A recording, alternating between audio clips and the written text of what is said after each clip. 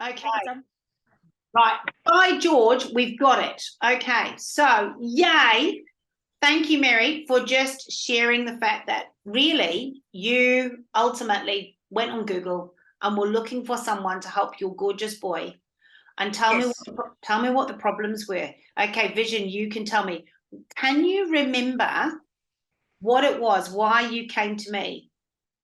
Can you remember why? Mum just shared it a minute ago when we weren't recording properly. I think it was because I was having a hard time at school. But when you find something you like at school, I think you enjoy it even more. The thing I found was kapahaka and my mates. I even went to a regionals. Oh my goodness, that is so cool. So I remember, you're absolutely right. When you find something you love, and we talked about kapahaka, I'm loving that because that was one of the things that we talked about when we were coaching. But you came, and tell me if I'm wrong. I could be completely wrong. But I think you came because you didn't like school. You didn't want to go to school and you didn't have any friends. Was that right? Yeah. Yes.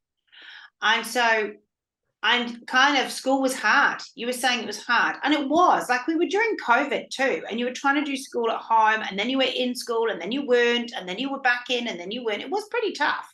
Can you remember? How did you feel at that time? Can you remember how you felt? Wow, I can't remember. That's fairly true. I love it.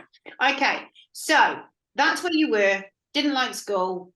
Didn't want to go to school. Didn't have any friends. It wasn't much fun. I did have friends. You did have friends. That's good. So where are you now? Well, we live in Arawahi now, and I still go to the same school. Last year. The same school as I did last year. Yep. But this is your last year still. But this is my last year of school, and I've just recently got accepted to the kaupapa. Woohoo! And what does that mean? Oldie school. Oh, that is super cool. And so tell me, what are when you first came on the call, what did you say? And Mum and I went, oh my goodness, we never thought you'd say that. What do you say about school now? Oh, I love it. I love it. I want to go to school every day, even when I'm sick. Hey, Mum. Yeah.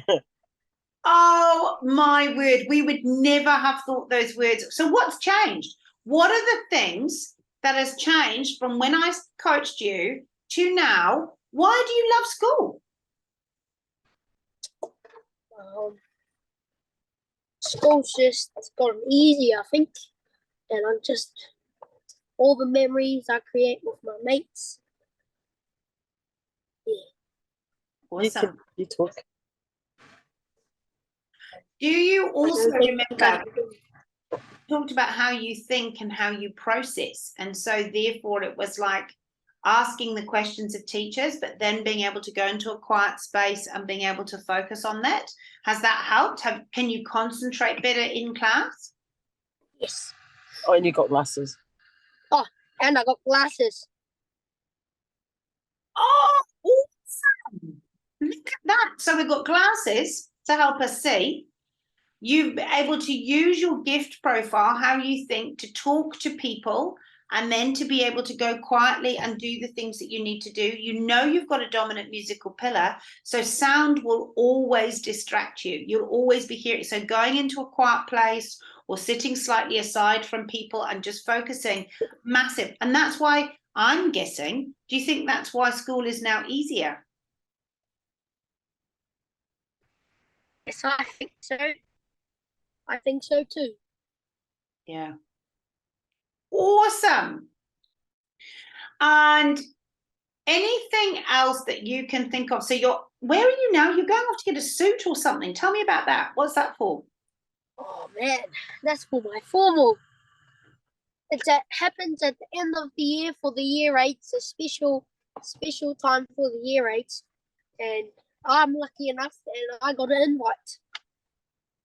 Oh, Vision, do you know, you are such a blessing. You really are. Your attitude, your heart has always been massive. All we needed to do was open the doors for you, because you're growing into such a lovely young man, which is exactly what I saw when you were in year 6 too, was this awesome young boy who just wanted to find his thing, find the things he was good at. Tell me what you're good at. Well, I'm good at kapa haka. Yep. League Being a good friend. and being a good friend. Singing. Being a leader. Singing. Looking after my dogs. I like the ukulele. I'm sort of getting into that too.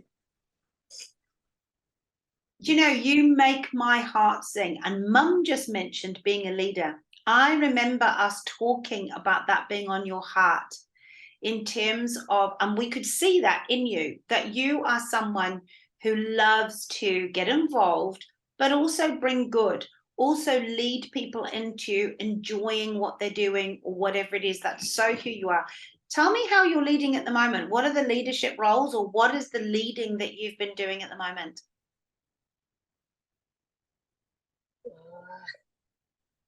You did the you did a mihi in the kapaka. Oh yeah, I done a whai kōrero in my kapa haka regionals. Man, I was nervous. You look after the younger kids in your class. Oh yeah.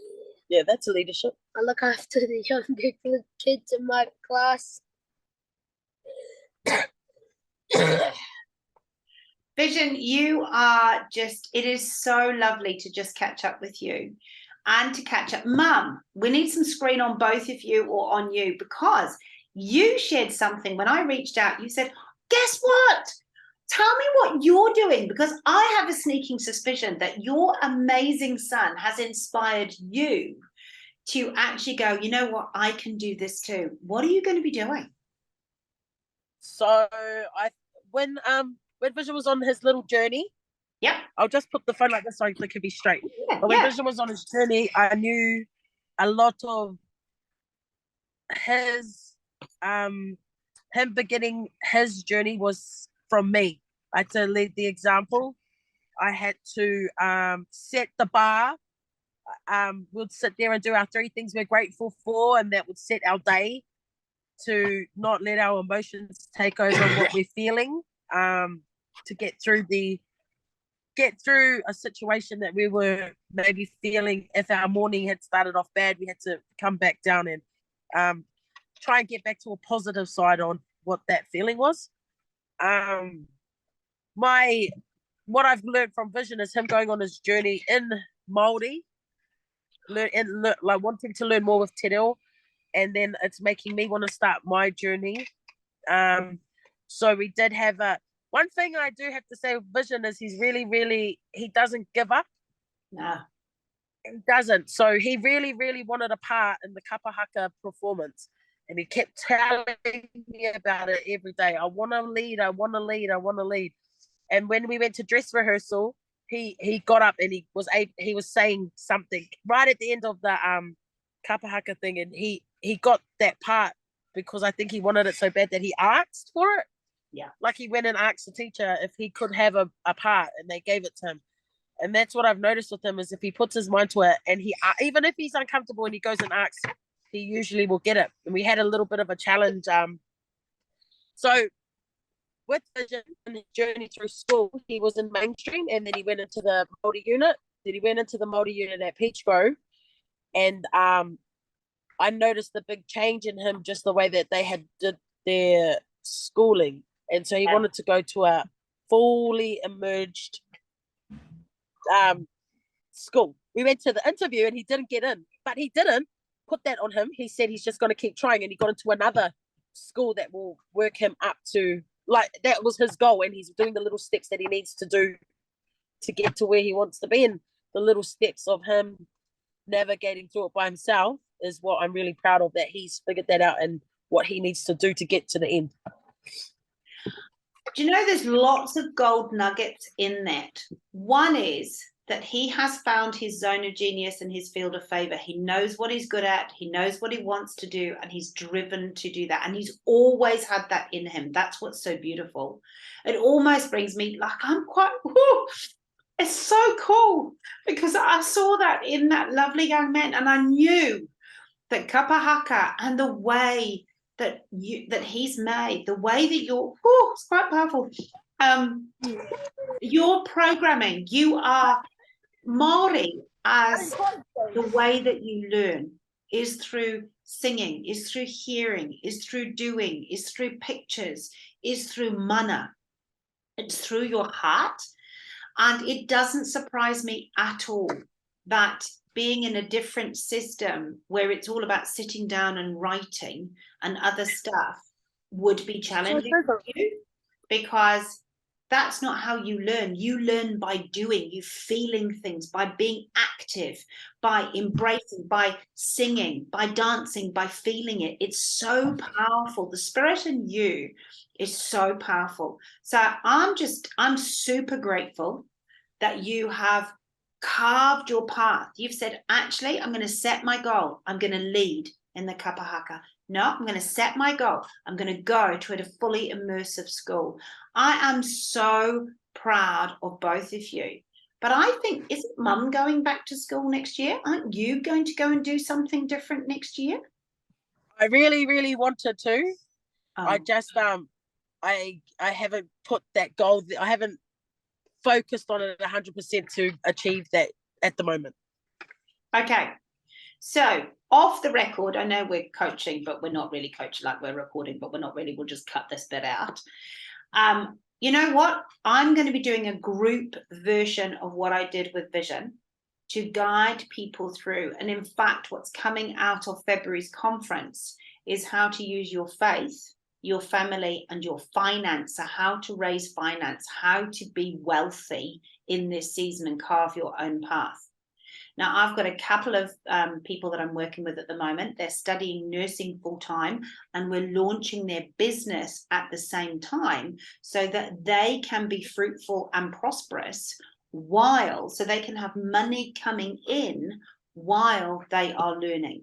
And you need to take a leaf out of your amazing young man's book, which is that when you set your mind to something, doing your teaching, upgrading, this has been in your heart for years. This has been your dream. Now, if Vision can live his dream, set it out there and do it, you can too. Yeah.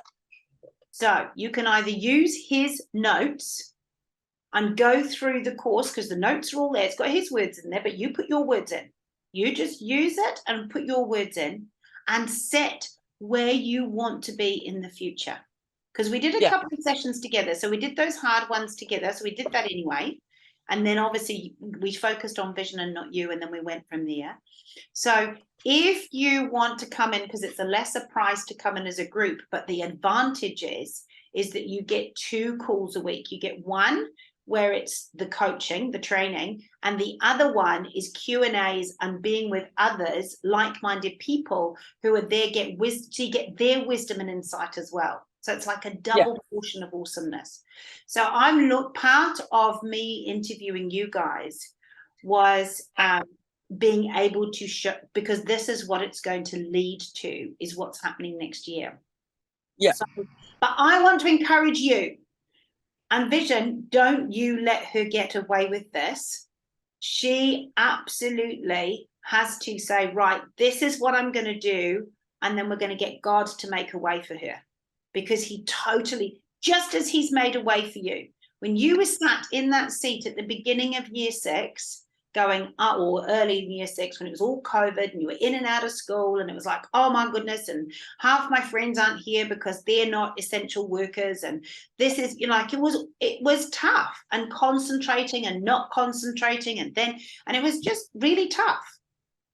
And look at you now, off to the graduation dinner, going to go and get my suit because I'm going to rock it.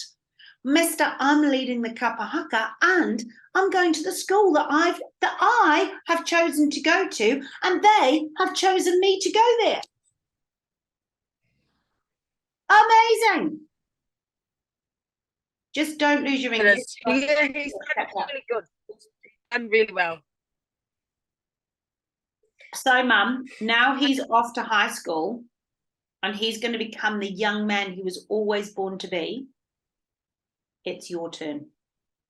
Yes, I know. I should have focused on that a long time ago, because every time, I've been going to work and talking to older people, and they always tell me, you're in the wrong place. You need to go.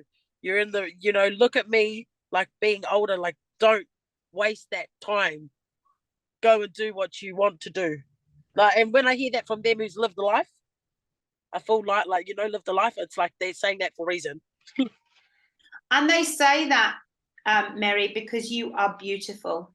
You have, again, the heart that your boy has. You have that same heart. You are such a giving, kind, caring person. And you have done what you've needed to do to put food on the table, you have provided for your whānau and for your family, and you have absolutely done the right thing at the right time for everyone. But now it's your turn. Vision is going to start to grow up. He's going to high school. He's going to be able to do a lot of stuff for himself, as he does already. And it's now time. You know what? You might not get to have a few things that you would normally have had, but you'll make this work. And I'm sure if it's going into teaching, the government will give you some amazing assistance, because they're desperate for good teachers. And you will be outstanding in that space. Sorry, I'm going to stop the recording because I'll just quickly recap. So Vision, I just wanted to share like how amazing it was, because Vision, you basically took hold of everything that I gave you. And it was like, as Mary and I just said, it's like, oh my goodness, it was a bit of a risk, because I hadn't taught somebody so young at 10. It was like, oh my goodness, are we doing the right thing? But you took what I shared with you and you processed it and you put it into action. And Mary, can you just, because we've gone back onto recording, just repeat what you just shared, because that was gold. So what I appreciate and like from this whole thing is that even though Vision was so young, you were able to plant seeds in his head that he could then use. But my main thing is that I wanted the same thing for him, but you could come down to his level and explain it, and he could listen and understand you, and it just stuck with him when it came from you. And I really appreciate it, because I seen Vision's self come out, and he was allowed to express the way he is, and he was allowed to be the different person that he is and not care. And that's the thing. I don't want him to fall in line of everybody else. I want him to just stay his individual self. Oh my goodness. I'm like, yes. I've just interviewed another lady. So when this goes out live, it'll probably come out, called Margot. And I coached her in U13, and she was always looking to fit in. She was always trying to people please and look after everybody else and do all the right things. And it's so funny, because what you have just said supports that. It's flipping hilarious.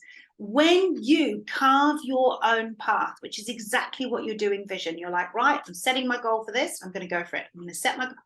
What happens is, just like you said, I've got lots of friends, everyone. So what she's found is, by fitting together with people, working together with people rather than trying to fit in, but carving her own path within that, so in kapahaka or whatever, that people have come. And she says, I've got more friends. Like, she's happier and got more friends around her because she's doing her thing and she's in her lane.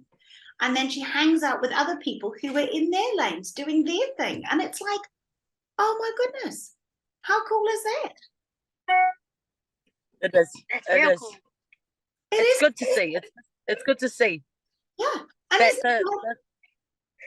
the It's good like, things that you can put into him as a young man will move on with him through life. These are life lessons that he's got with the seeds planting that he's going to use for himself in life to navigate through it, because we all know it's a hard life. It's a hard world. But I think with the tools that he's been given from you and from, us as family, it's the right path to keep him on there. And making mistakes, yes, that's fine. I always tell him you can make mistakes, but it's learning. But even if it's a bad decision, you're going to process that and realize, he's going to be a good man growing up. That I know that he's a good boy now. Proud of him. I'm proud of both of you because you have always wanted the best. You've always given 110%. And I'm loving the fact that this season you're going to go off to high school, Vision, and Mum is going to start living her dreams. And I just think that all of this is a win-win-win for all of you. Yeah.